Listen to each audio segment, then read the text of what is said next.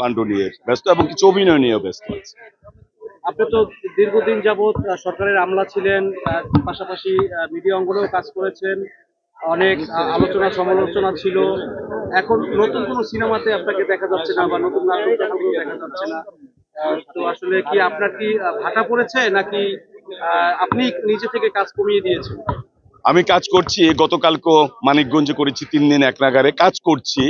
তবে কাজের গুলি মানে আজকাল অনেকে নাটক করে বা সিনেমা করে, যেটা তারা বলে যে আপনারা কোনো পোস্ট দিতে পারবেন না, কারণ এটা অনেকটা ভিউয়ের ব্যাপার আছে। আর এই যে আমার যে গেট আপ দেখতেছেন, যে আমার গেট আপ হলো সাদা চুল, এবং এই চুল আপনারা কখনো দেখেননি। এটা আমি একটা ব্রিটিশ মেজর জেনারেলের চরিত্র অভিনয় করছি, একটা বিদেশি ছবি। একেবারে সেই 1757 সাল থেকে 2024 সাল পর্যন্ত ঘটনা নিয়ে এটা করা আছে। সেই সিনেমাটাও করছি, এটা বিদেশে ইংরেজি ভাষায় হচ্ছে। আর বিভিন্ন নাটক করছি। আর সিনেমা তো এমনি বাংলাদেশে এখন কম হচ্ছে, তাই সিনেমার কাজটা কম। আর আমি 1 জুলাই গত বছর থেকে সিনেমার কাজ আমরা ছেড়ে দিয়েছি, শুধুমাত্র যেগুলি বাকি আছে সেগুলি করব। আপনি কাজ সিনেমা কম, আসলে এটা কি কি কারণে আপনি কি মনে করেন যে এখন বর্তমানে সিনেমার কাজ কম কেন? মানে আমাদের হলো সিনেমা, আপনি একটা প্রোডাক্ট করলেন, সেটা কেউ কিনলো না বা দেখলো না, তাহলে ওই প্রোডাক্ট করে লাভ নেই। হ্যাঁ, আমি তো আর রিজিকের জন্য সিনেমা করি না, আমি করি এটা শখের জন্য। যদিও এর মধ্যে আমার 350 সিনেমা হয়েছে, 2000-এর বেশি নাটক হয়েছে, আমি পারিশ্রমিক নেই। তবে আমি নেই এই কারণে যেন মানুষ দেখে, আমি করলাম দেখলো না, সিনেমা হল নেই, এর জন্য আমি সিনেমার কাজটা কমিয়ে দিয়েছি। আচ্ছা, এখন বর্তমানে যে সিনেমার যে অবস্থা, আপনি সিনেমাটাকে কোন জায়গায় দেখতে চান? আমি সিনেমাটাকে, এখন কিন্তু নতুন প্রযুক্তি এসেছে, এখন কিন্তু প্ল্যাটফর্ম বেড়েছে। আগে একমাত্র সিনেমা হল ছিল, এখন কিন্তু ওটিটি প্ল্যাটফর্ম এসেছে। এবং বাংলাদেশের ওটিটি প্ল্যাটফর্মে যেগুলি হচ্ছে সেগুলি কিন্তু ভালো হচ্ছে, এবং বিদেশি বিভিন্ন সিনেমার সাথে কিন্তু তা প্রতিযোগিতা করছে।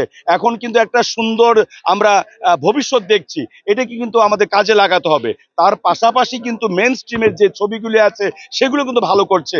আপনার প্রিয়তমা বলেন, দরদ বলেন, আপনার যা এগুলি ছবিগুলি যেগুলি, এগুলি কিন্তু ভালো করেছে। তাই যারা নবীন আছে তাদেরকে এগিয়ে আসতে হবে, কারণ এখন হলো মানে এই নবীনদের সময়, জেড জেনারেশন। তাই এই জেড জেনারেশন যে ধরনের ছবি চায়, যে ধরনের কন্টেন্ট চায়, সেই ধরনের কন্টেন্ট আমাদের তৈরি করতে হবে। এবং সেই তৈরি করলে কিন্তু এখন প্ল্যাটফর্ম বেড়েছে।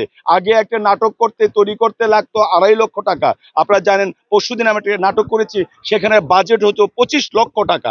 আমি শুধু যে কাছে আসার গল্প ক্লোজ আপ, সেটাই 12 লক্ষ টাকা আমি বাজেট দেখেছি। এখন এখন যেগুলি ভালো নাটক হচ্ছে, প্রত্যেকটার বাজেট 25 লক্ষ টাকার উপরে। তাহলে যেহেতু একটা নাটকে 25 লক্ষ আসছে, একটা সিনেমায় কিন্তু অনেক নিতে পারবে। তাই তাদেরকে এগিয়ে আসতে হবে। এখন কিন্তু এফডিসি কেন্দ্রিক নয়, এফডিসি এক সময় কলকাতাও যে যন্ত্রগুলি ছিল না, রক এন্ড রোল সহ সবকিছু, 4C ক্যামেরা তখন বাংলাদেশে ছিল, টেলিকম ক্যামেরা তখন বাংলাদেশ ছিল।